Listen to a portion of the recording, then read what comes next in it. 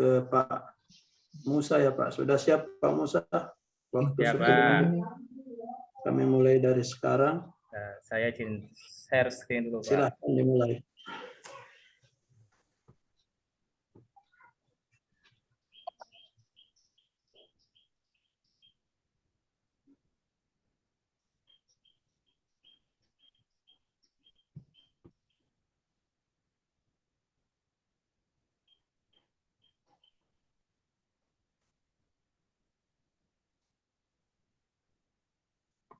Baik, Assalamualaikum warahmatullahi wabarakatuh. Waalaikumsalam warahmatullahi wabarakatuh. Semangat pagi anak-anak. Pagi Pak. Semangat ya, masih semangat. Sebelum kita mulai pembelajaran di pagi menjelang siang ini, mari kita berdoa menurut agama dan kepercayaannya masing-masing. Untuk ketua kelas, silakan dipimpin doa dulu, Mas Jeffrey. Ya Pak, sebelum kita mulai pelajaran hari ini, mari kita berdoa. Berdoa mulai, selesai. Ya, terima kasih. Mudah-mudahan apa yang nanti kita pelajari bermanfaat di kemudian hari. Sebelum kita mulai, apakah kita absen dulu ya? Apakah masih ada yang tidak hadir atau nihil hari ini? Terima kasih nihil. Masih oke, mari kita sebelum ke pembelajaran, masih ingat materi-materi yang kemarin sebelum kita menginjak ke materi yang sekarang? Masih adakah yang ingat? Lupa ya. Kalau kemarin kita bahas terkait tentang materi transmisi manual, kita menginjak sekarang ke transmisi otomatis. Oke, sebelum ke situ, yang akan kita pelajari terkait menganalisa gangguan sistem transmisi otomatis dan cara perbaikannya. Tujuan pembelajaran kali ini supaya anak-anak bisa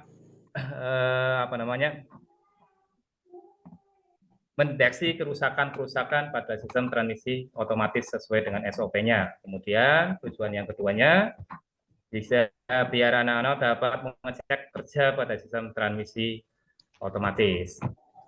Apa sih itu transmisi otomatis? Mungkin ada yang tahu dari anak-anak semuanya?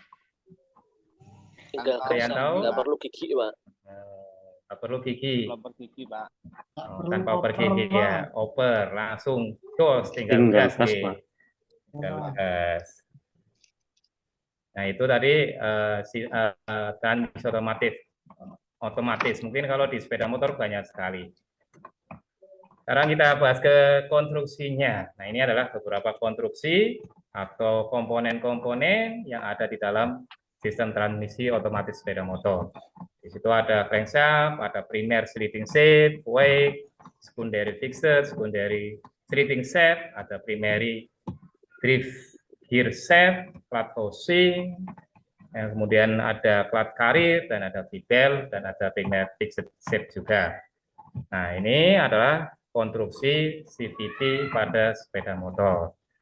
Mungkin beberapa kendala mungkin ada di beberapa motor, mungkin bisa terjadi beberapa slip atau digas, kemudian kok enggak bisa berjalan karena ada beberapa faktor penyebab komponen-komponen yang sudah aus.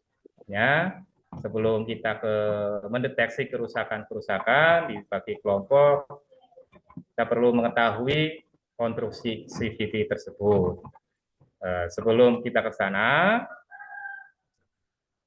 kita bahas dulu tadi komponen-komponen. Nah, ini rangkaian geraknya. Untuk mengetahui fungsinya, rangkaian geraknya pada sistem otomatis atau transmisi otomatis atau CVT.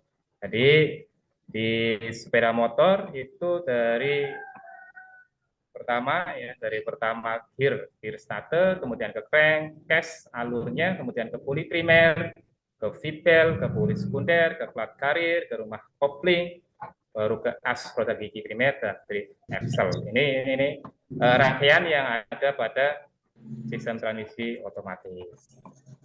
Keuntungannya untuk apa sih? Kelebihan utama menggunakan CVT yang memberikan perubahan kecepatan dan perubahan torsi mesin ke roda belakang secara otomatis.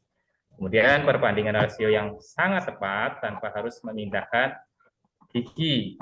Kemudian tidak terjadi hentakan yang bisa timbul pada perpindahan gigi.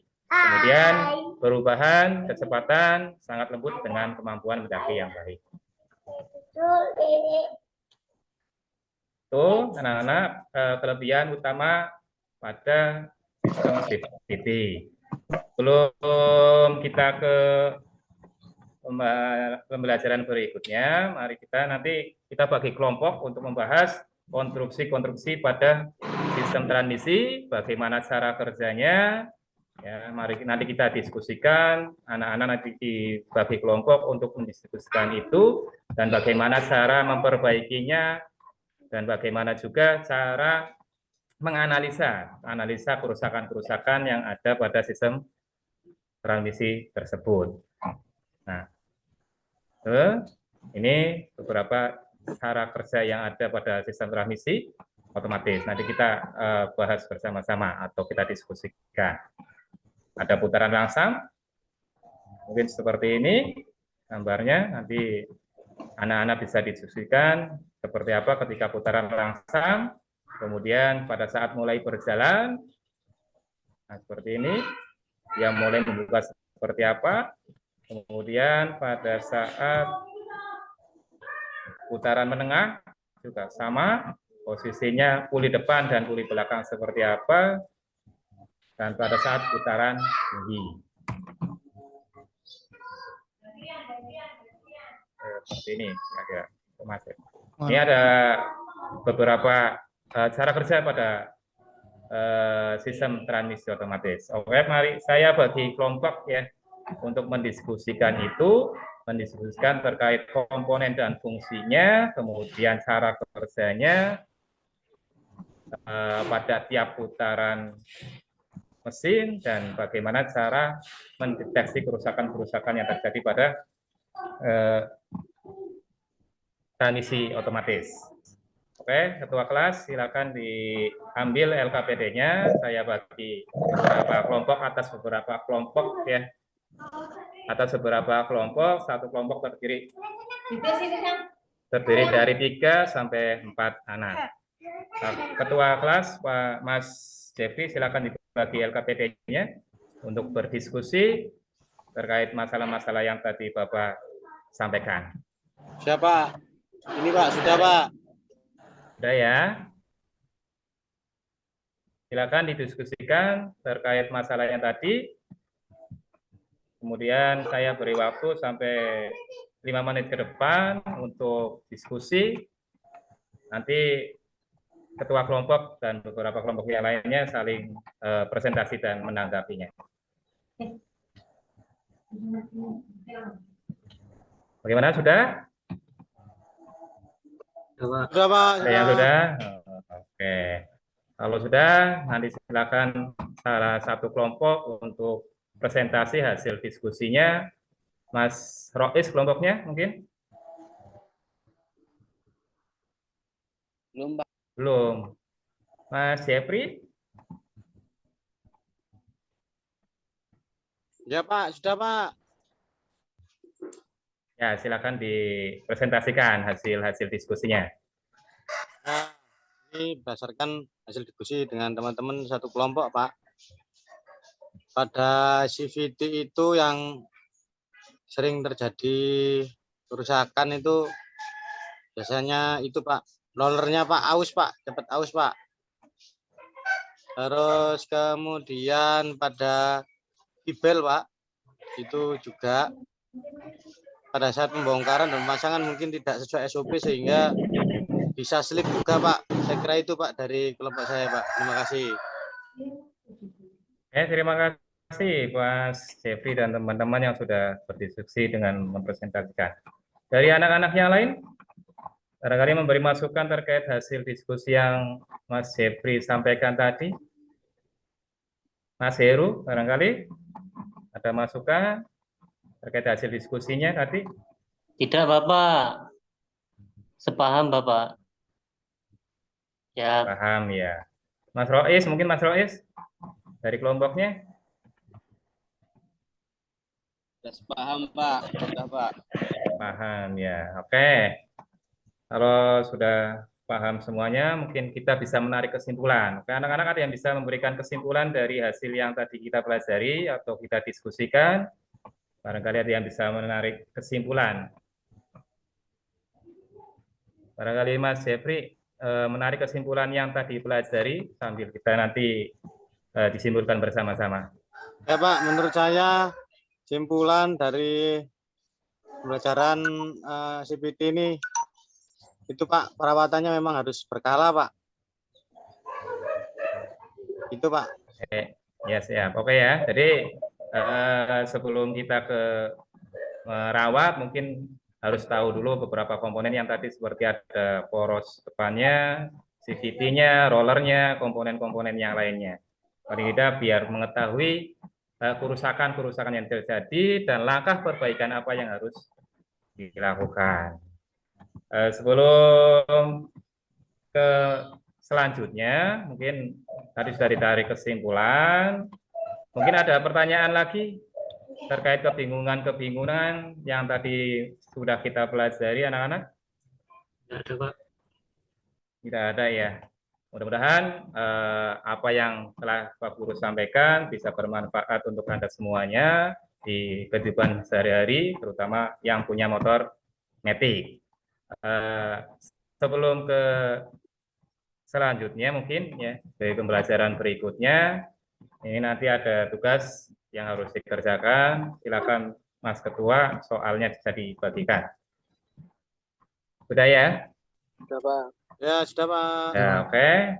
Sebelum kita tutup, ya Pak Guru mengingatkan untuk materi pembelajaran berikutnya adalah kita langsung praktek terkait penanganan transmisi otomatis pada sepeda motor. Itu ya, nanti di pertemuan berikutnya jangan lupa untuk pakai pakaian praktek untuk praktek di bengkel.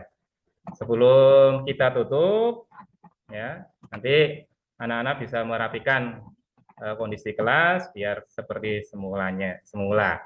Ya, oke, mari kita tutup. Ketua kelas silakan dipimpin doa untuk pembelajaran pada siang hari ini. Mas Ya, Jeffrey. Ya Pak, sebelum kita pulang, mari kita berdoa menurut agama dan budaya masing-masing. Berdoa mulai. Berdoa selesai.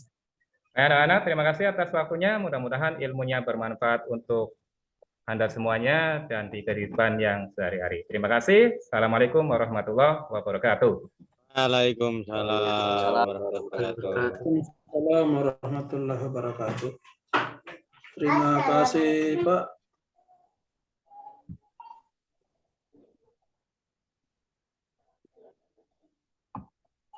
Mohon maaf masih dimut Pak Kumeni. Dimut Pak, nggak dengeran. Ya. Mudah-mudahan untuk peserta berikutnya lebih minim lagi kekurangan-kekurangan dari peer teaching yang dilakukan. Saya kira sudah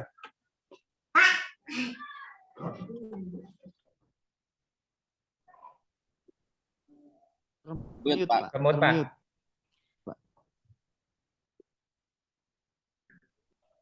Nggak kedengeran Pak. Pak Kumeni masih ke-mute Pak Kumeni. Kemut. maaf Pak.